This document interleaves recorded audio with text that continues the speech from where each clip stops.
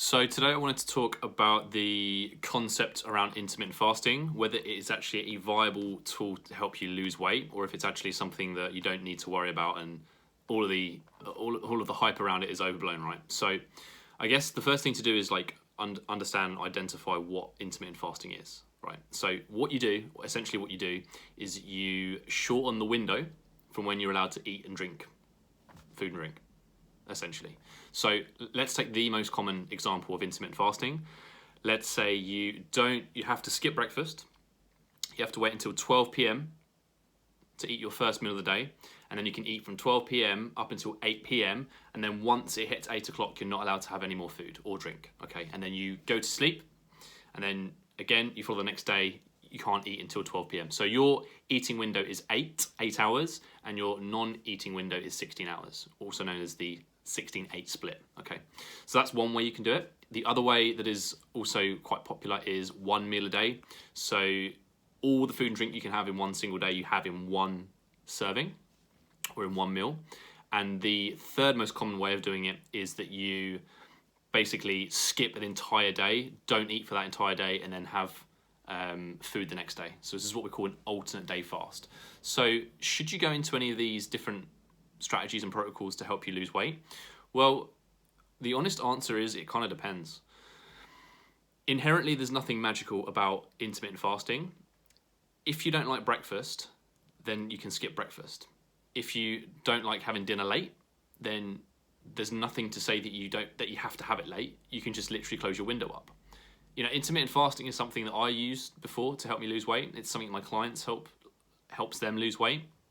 But it's certainly something you don't need to follow.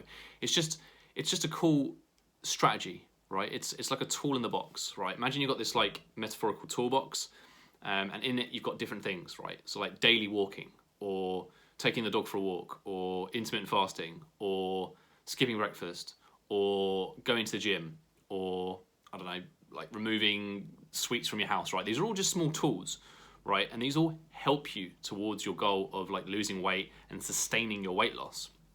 But it doesn't necessarily mean that it is like it's magical thing that is the sole reason that people lose weight and can consistently keep it off, right? It's just something else that helps you. Like a good example of this is like so many people that like follow this intermittent fasting approach. So they skip breakfast. They have a really piddly diddly, middly diddly smiddly tiny lunch, like a salad, right, with celery and spinach and shit. And then they get to dinner time, and because they're so famished and hungry, that they eat like a freaking Chinese takeaway and then have like 3 desserts. And all the effort, the work, and the sacrifice, and the restraint that they've had throughout the first half of the day and beyond, it's just completely been undone in one meal because they haven't managed their lifestyle or their diet correctly, right? Diet is all about being able to do it for a long period of time, sustaining it for a long period of time so that you can lose weight consistently over a stretch of time rather than just trying to do it all in 3 weeks, which is impossible. Totally different subject. So by all means, if you are someone that lives a busy lifestyle in the morning and you want to skip breakfast because you find that it's easier to just manage, then by all means, like, be my guest. Something that I typically do, and I've been doing this now pretty much like for most of the year, is instead of having like breakfast at 8 o'clock and then something at 12 and then a snack at 3 o'clock and then something at like 6, 7 o'clock, what I do now is I just delay my breakfast until 10 a.m, have it then I have my lunch rather than at 12 p.m, have it usually about 2 or 3 o'clock. And then I can go from 3 until about 7:30 and then have my dinner then, right? So 3 meals, just spaced a little bit differently, you know, maybe not conventional terms that most people have their meal spacings, but it just works for me. It works for my lifestyle, and it just helps me manage and maintain my weight, right?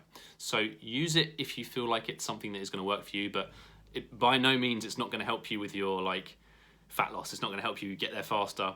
It's just something else that can just really support you, right? Now, if you want more help setting this up, if you want some guidance on how to create a diet plan that works for you, you can sign up, click the link below to my 6-week course. It's got 2 coaching calls in there. All the details are involved, and it just helps you drop about 5 to 10% of your body weight in 6 weeks and gives you the guidance and education to sustain it for the rest of your life. Peace.